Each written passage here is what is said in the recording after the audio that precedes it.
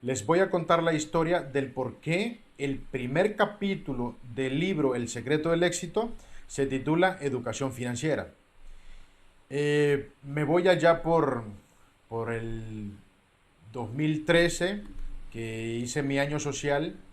Eh, no era compatible, no tenía vehículo, no tenía transporte y no era compatible los autobuses, el transporte no era compatible con el horario del trabajo, tenía que viajar más o menos 2 horas y bueno, no era compatible el transporte. Por esa razón decidí adquirir mi primera deuda, fueron $6,000. De esa deuda compré una moto que era para movilizarme, luego aparece un carro viejillo y eso en $1,000, entonces decido comprar ese carro, fortaleciendo mi ego, ¿no? Que ya iba a tener carro y realmente lo vi como una oportunidad. El gran problema es que no sabía cómo darle mantenimiento o no sabía o no tenía experiencia de lo que requería tener un vehículo, un carro. Así que me fue re mal con ese carro, le gasté eh, como $3,000, no pude levantarlo, al final era un fallo, era otro y al final lo vendí como en $800. O sea, al final perdí, lo que recalcó mala educación financiera. La moto sí fue una muy buena inversión porque me permitió viajar todos los días al trabajo, a mi casa. Y cabe recalcar que yo hice un año social de honores, o sea, sin paga, sin nada. Entonces, tuve la fortuna de que el señor alcalde, bueno, saludo y muy agradecido con el señor alcalde Pablito Molina en ese tiempo en Azacualpa, logró gestionarme a través de la alcaldía $100, que eran mis viáticos. Entonces la moto más los $100 mensuales, pues me hacía, me hacía, me hacía bien para poderme mover y eso. Entonces, termino el año social en esta situación. Me pasaron muchas cosas divertidas, entre esas, por ejemplo, quedarme sin gasolina, detalles en la vida que nos enseñan a ser mejores. En fin, la primera deuda, $6,000, no sé qué se hizo. La moto fue la compra más inteligente que hice. Digo inteligente inconscientemente, ¿verdad? Porque al final, gracias a Dios, también la moto me salió muy buena, muy buena. El carro ahí sí me fue mal, o sea, fue una mala inversión. Recalco, mala educación financiera. Entonces, termino mi año social y me incorporo a un club de desempleados, ¿no? Entonces, comencé a hacer malabares, a inventar muchas cosas, pero ahora quiero hablar específicamente de mi experiencia en finanzas y del por qué considero que es importante la educación financiera y cómo a mí me hubiese servido muchísimo en aquellos momentos que yo no tenía idea ni que existían estos temas, eran un secreto para mí. Entonces, logro con el paso del tiempo, logro obtener mi primer empleo, fue en un centro penal, ahí ganaba $1,000, trabajé como 7 meses más o menos por ahí, y 7 meses a $1,000 son $7,000. Y pueden creer que no sé, ahora en retrospectiva, recordando, pensando, no sé qué se hacía el dinero. Al principio no ganaba más que $5 diario como ayudante de albañil de mi hermano o $10 en un viaje de camionero, o sea, de ir a alar bloques y todo ese tipo de cosas. Y el dinero, bueno, se adaptaba a mis condiciones de vida. Luego llegué a este empleo y ganaba $1,000 y luego no sabía qué se hacía el dinero. Entonces, vale recalcar, mala educación financiera. O sea, no tenía una educación financiera, no tenía un modelo para yo tener claro lo importante que es el ahorro, lo importante que es las inversiones y etcétera, ¿no? que bueno, en este libro pues tenemos acceso a ello, yo lo comparto con mucho cariño. Y sigue el proceso, 7 meses trabajando ahí, el dinero no sé qué se hizo, se esfumó. Luego voy a ir contando cómo es que el dinero, cuanto más ganamos, más gastamos. Así es, totalmente. Es lo que me pasó. O sea, hoy lo entiendo. En aquel momento ganaba menos, gastaba menos. En este otro momento que ganaba más, entonces comencé a tener un estilo de vida más caro. Y eso me llevó a no saber ahora qué diablos hice con el dinero. $1000, con $1000 se pueden hacer muchas cosas en un mes, organizando bien las finanzas. Pero bueno, les repito, estaba trabajando en un centro penal y ahí, bueno, el estrés era tremendo, la delincuencia en ese momento en nuestro país estaba en lo más alto en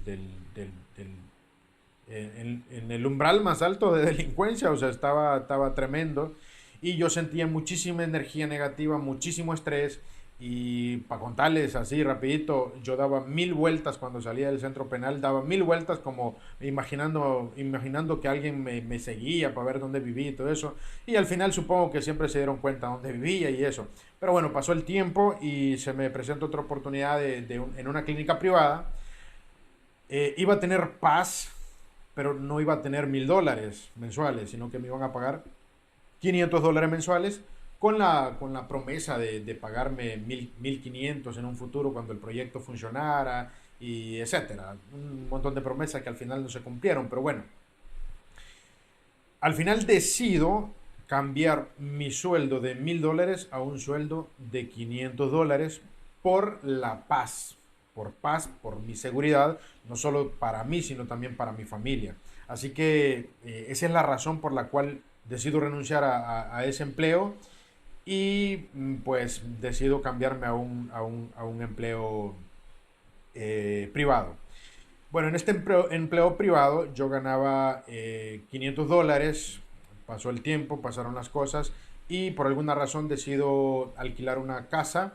En esa casa pagaba $200, me quedaban 300 para vivir. Yo ya tenía esposa, ya tenía hijo, un hijo en crecimiento y era complicado, era difícil. Sin embargo, pues 300 pesos me alcanzaban, o sea, se acomodaban al estilo de vida.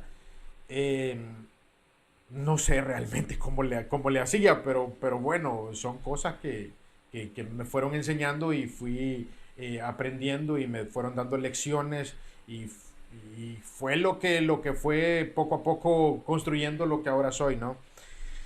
Entonces ahí trabajé, en esa clínica privada trabajé un poco más de un año, más o menos por ahí, y decido renunciar porque no se cumplieron los acuerdos que me habían prometido. O sea, el negocio iba bastante bien y al final pues no pasé de los 500 pesos y comencé a exigir mi derecho. Entonces comencé a ver de que el dueño de la clínica pues como que se molestó y generaba un ambiente tenso y todo eso. Entonces no me gusta ni las energías negativas, no me gusta estar entre personas que siento que las incomodo o que les caigo mal o algo así, no me gusta, prefiero alejarme y hacer mis asuntos yo. Entonces decidí renunciar a la clínica privada y decidí irme hacia otro municipio para no generar competencia, porque seguía muy agradecido con esta clínica porque realmente fue una muy buena experiencia. En otro momento voy a explicar lo que gané y lo que perdí, ¿no? De esa experiencia. Pero ahora vamos a seguir enfocándonos solo en finanzas. Entonces, con esos $300 que me sobraban, pagaba 200 el alquiler y 300 con eso vivía.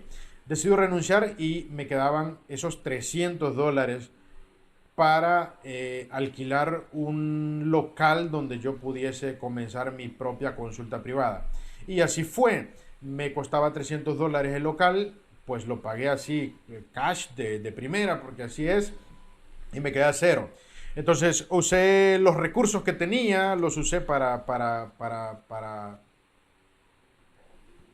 organizar mi consultorio y ahí, bueno, gracias a Dios comencé a ver pacientes. Yo ganaba $5 diario, digo $5 por paciente, por consulta, y bueno, fui creciendo. Recuerdo que comencé con 2 pacientes, 3 pacientes y luego iba subiendo y iba generando un ahorro. O sea, ahí ya yo comencé a incorporar un poco el hábito del ahorro porque sabía que había que pagar empleados, pues tenía una secretaria, tenía que pagar empleada, tenía que pagar local, energía, agua, etcétera. Ya tenía más compromisos, entonces ya sabía que tenía que apartar un dinero para ello, ¿no?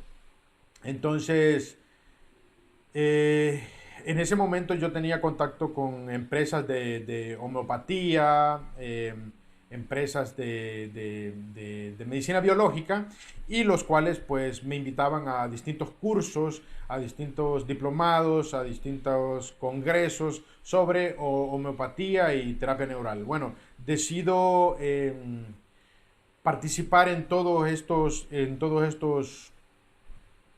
estos cursos, pero les voy a contar el más importante para mí. Bueno, eh, había un curso, yo tenía ahorrados $1000, había un curso que costaba $1000, costaba $700, pero la estancia y todo eso, pues me llegaba a $1000 y yo me iba a quedar a cero y no sabía cómo iba a pagar la empleada y no sabía cómo iba a pagar el local y no sabía cómo iba a pagar la energía, pero bueno, yo dije, Diosito, por favor, voy a invertir esto en conocimiento, me voy para Guatemala, eh,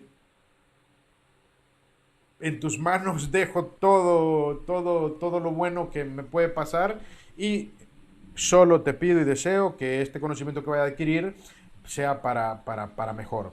Y efectivamente, estudié terapia neural, estudié técnicas y comencé a atender a mis pacientes con estas técnicas y a obtener muy buenos resultados.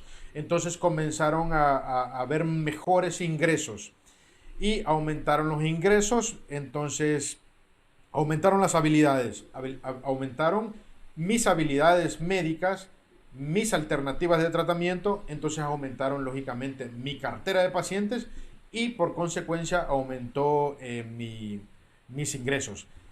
Dado a esto, comencé a ver la posibilidad de ver pacientes en algunos municipios, moverme y todo eso, en otras clínicas. Entonces comencé ese proyecto, compré unas máquinas, una centrífuga y con eso ya me andaba moviendo, más los insumos y todo eso.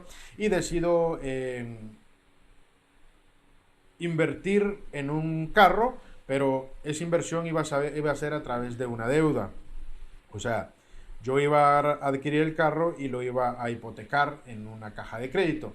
Entonces, excelente. Y fue una pero muy buena inversión, muy buena deuda. Fue una deuda buena, porque hay deuda mala. Bueno, en este libro pues pueden darse cuenta y pueden diferenciar una de otra. Entonces, obtengo el crédito, obtengo el vehículo, me muevo en el vehículo, con mis habilidades, los ingresos, pues fue fácil pagar el crédito y antes de terminar de pagar, recuerdo que, que llegó una persona y me propuso un crédito y bueno, era un dinero que podía yo obtener. El gran detalle es que la deuda anterior sí sabía en qué le iba a invertir, que era en un vehículo y que tenía la posibilidad de pagarlo porque iba a trabajar, iba a mejorar mis ingresos viendo pacientes de manera citada y de manera ya específica para ciertos tratamientos. Y era una deuda buena. Pero esta deuda, perdón, esta deuda que me plantearon y que al final la acepté inocentemente o estúpidamente, no sé, la acepto y realmente fue una deuda mala, muy mala, porque no invertí nada. El dinero se esfumó como parte del primer dinero la primera deuda que tuve. Entonces, ahí me doy cuenta que también me hizo falta educación financiera, porque una deuda de más o menos $10,000, pues te permite adquirir ciertos activos para poder multiplicar tus ingresos, pagar esa deuda y quedarte con los activos. Pero bueno, esos son temas que igual pueden adquirir por acá. Entonces, me pongo en esta deuda y comencé a tener malos hábitos Y en esos malos hábitos comencé a gastar de más, o sea, comencé a gastar el dinero sin ningún destino positivo, a consumir. Y pensé que todo iba a ser siempre abundancia, pero bueno, siempre hay vacas flacas, eso hay que tenerlo claro en los negocios. Por ende, llegan esos tiempos de vaca flaca y no logro comenzar a pagar el crédito, esa deuda mala, no lograba cancelar, no lograba pagarla porque no reunía, porque el local, porque la energía, porque la empleada, porque las facturas de los medicamentos, las facturas de equipos, y no salía. Entonces, me presiona tanto esa caja de crédito, me presiona tanto, pero tanto, que yo llegué en un punto en el que dije, bueno, está bien, no puedo pagar, si quiere, llévese todo lo que agarre aquí, lléveselo, pero no me esté exigiendo, no me esté desesperando, porque no puedo pagar ahora. Ahora bien, si podemos encontrar una alternativa, pues la hacemos. Yo no sabía de nada, no sabía de nada. Pero que no y que no y que no, entonces las personas que han estado en una situación parecida deben entender de lo que estoy hablando, y las personas que no han estado aprendan sobre educación financiera, aprendan a diferenciar una deuda buena de una deuda mala y aprendan a cómo invertir cada centavo que uno va ganando. Entonces, me presionan tanto que, para serles honesto, un colapso mental, un colapso que estuve al punto de darme un tiro en la cabeza, o sea, uno se le ocurre el suicidio. Ahora entiendo por qué hay personas que las deudas provocan que se suiciden. Pero bueno, logré tener la suficiente inteligencia emocional para, para decir, bueno, voy a salir de esto, ¿qué tengo que hacer? ¿Qué tengo que hacer? Comencé a preguntarme, ¿qué tengo que hacer? ¿Qué puedo hacer? ¿Cómo logro defenderme de estos? No puedo pagar, no puedo, por más que quiera, no puedo. Entonces me fui con toda la fe del mundo a preguntarle a Google. Le pregunté a Google cómo me defiendo de un banco que me está cobrando y no tengo para pagarle. Vale recalcar que esa deuda no tenía fiador ni hipoteca. Era una deuda que me la confiaron así, o sea, increíble. Lastimosamente yo no la supe aprovechar. Fue pero una maravillosa oportunidad. Que yo la transformé en deuda mala es otra cosa, ¿verdad? Pero fue una maravillosa oportunidad. Una maravillosa oportunidad. Ojalá y en un futuro las logre conseguir. Entonces, como les digo, se me cruzaron con momentos, ideas de suicidio, de desaparecer. O sea, ese estrés, como les digo, a las personas que han vivido eso en algún momento, pues deben comprenderme. Entonces, le pregunto a Google cómo puedo hacer para defenderme en los bancos, y Google me explica. O sea, no Google, sino me manda un video en YouTube, y entonces ahí comenzó un señor a explicar cómo funcionan los bancos, que los bancos tienen un seguro, que esto, y ahí aprendí que el banco no me podía ni meter preso, no me podía ni quitar nada porque no tenía nada hipotecado, ni joder a más nadie que a mí porque no había un fiador, y no podía ni matarme ni meterme preso. Entonces dije, ¿de qué me preocupo? Si quieren que les pague, tienen que esperar. Entonces comencé a ponerme más creativo y a meterme más en estos temas, porque las redes sociales son así. Cuando tú consumes algo valioso, te tira cosas más valiosas y cada vez más cosas, más cosas. Si consumes, bueno, cosas que no tienen valor, pues la red social te va a tirar más cosas que no tienen valor. Entonces, ahí fue donde comencé a conocer sobre temas de educación financiera, y me fui sumergiendo en ese contenido, y poco a poco fui adquiriendo el conocimiento de educación financiera.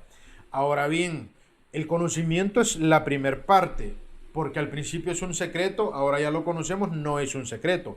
Pero falta la otra parte que es la más complicada y la que más me ha costado desarrollar es la aplicación de estos contenidos. ¿Por qué razón? Porque bueno, tenemos un montón de hábitos, un montón de creencias que hay que romperlas, que hay que quitarlas, pero ese ya es otro tema. En otro momento hablaremos sobre ello.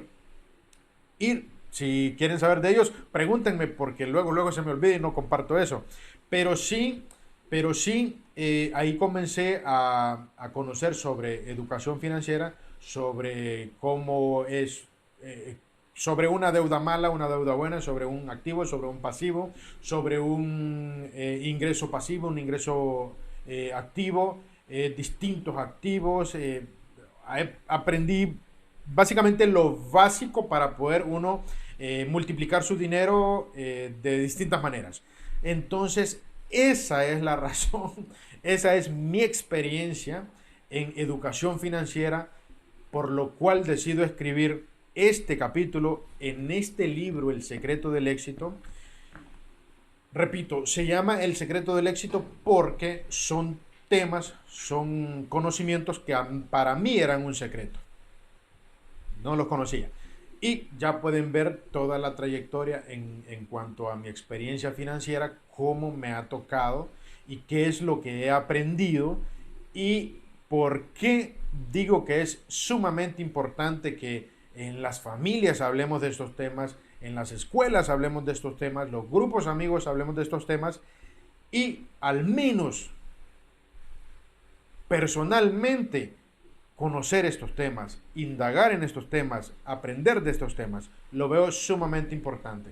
Bueno, espero haya quedado espero haya quedado completamente claro el por qué escribo mi primer libro y por qué escribo ese primer capítulo que es educación financiera en este libro. En otro video voy a compartir la historia del por qué escribo el próximo capítulo que es ya les digo que es ¿Quién soy? El segundo capítulo de este libro es ¿Quién soy? No te lo pierdas.